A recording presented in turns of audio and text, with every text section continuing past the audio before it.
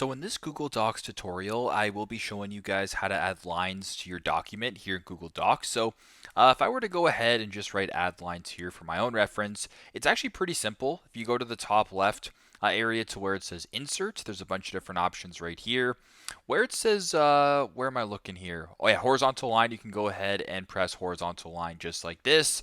And that'll add a horizontal line. That's the simplest way. Now, if you want to go a little bit further and add like a different direction line, it's pretty straightforward as well. Go to the top left, go to where it says drawing, and then press on new.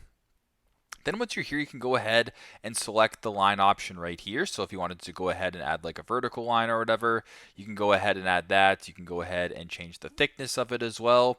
If you want it to be thick or thin, you can also change sort of the way that it goes, and you can kind of go from there. So you can also go ahead and add some line starts, but if this looks good to you, go ahead and press save and close, and you can go ahead and add a line this way.